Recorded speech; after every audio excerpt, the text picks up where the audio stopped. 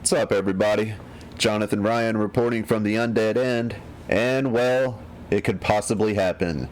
The CDC offers tips to survive 2021 zombie apocalypse predicted by Nostradamus. Hey, why not? With as crazy as things are, why not a zombie apocalypse?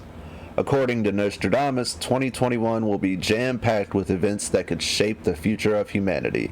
Some of his predictions include a famine of biblical proportions, solar storms, a comet either hitting Earth or coming very close, and of course, a zombie apocalypse.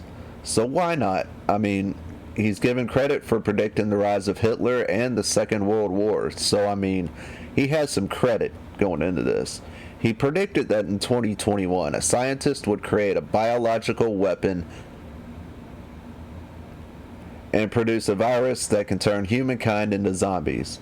And I'll try to quote, "Few young people, half dead to give a start.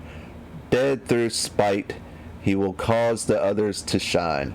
And in an exalted place, some great evils to occur. Sad concepts will come to harm each one. Temporal dignified, the mass to succeed.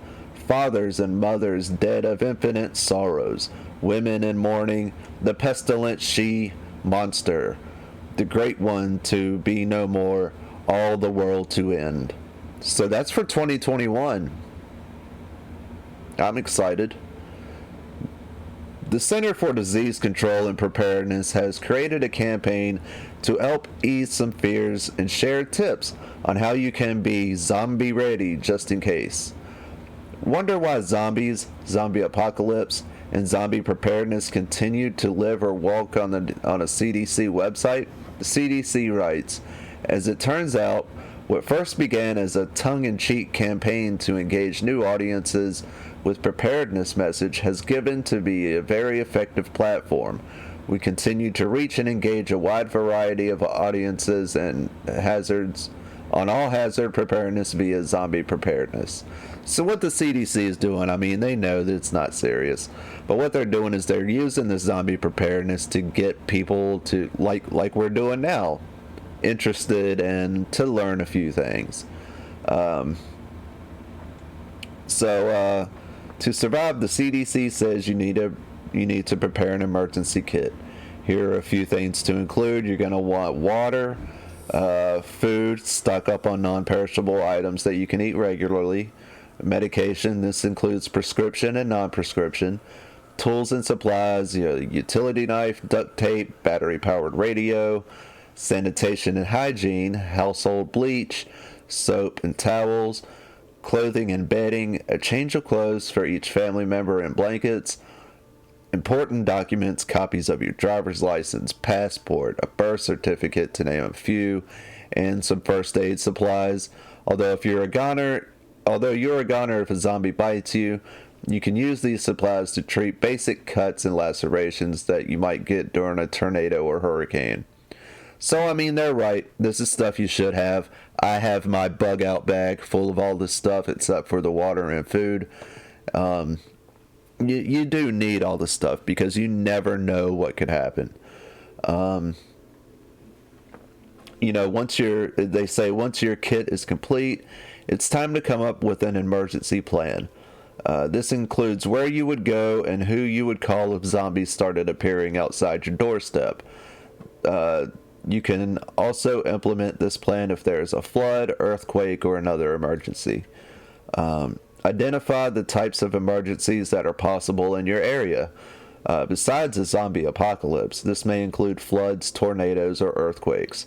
If you are unsure, contact your local Red Cross chapter for more information. Pick a meeting place for your family to regroup in case zombies invade your home or town evacuates because of a hurricane. Pick one place right outside of your home for sudden emergencies and one place outside of your neighborhood in case you are unable to return home right away. Identify your emergency contacts. Make a list of contacts like the police, fire department, and your local zombie response team. I don't know the number to my local zombie response team. I'm unprepared. That's why we're reading this. We are learning together.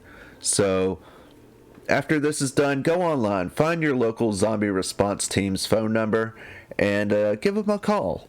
And plan your evacuation route. When zombies are hungry, they won't stop until they get food, which means you need to get out of town fast. Plan where you would go and multiple routes you would take ahead of time so the flesh eaters don't have a chance. This is also helpful when natural disasters strike and you have to take shelter fast.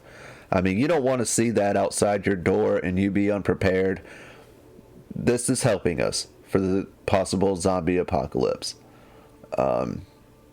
If zombies do start taking to the street, the CDC says they would conduct an investigation just like any other disease outbreak. An investigation of this scenario would seek to accomplish several goals. Determine the cause of the illness, the source of the infection, virus, toxin, learn how it is transmitted and how readily it is spread, how to break the cycle of transmission, thus prevent further cases, and how patients can be treated. So you also got to take this into consideration. Are they Walking Dead zombies where they're really slow, like in Walking Dead and Dawn of the Dead? Well, the original Dawn of the Dead, Night of the Living Dead. Are they 28 days later zombies where they can run? We're screwed if that's the case. 28 days later zombies, we don't stand a chance. I personally prefer the Walking Dead zombies. I don't have the cardio to outrun 28 days later zombies. So, hey, it could be a mixture of the two. We never know. But anyway, this is Jonathan Ryan reporting from the Undead End. Hit that like and subscribe button on your way out if you don't mind. And we will see you next time. So everyone take care, be safe. Peace.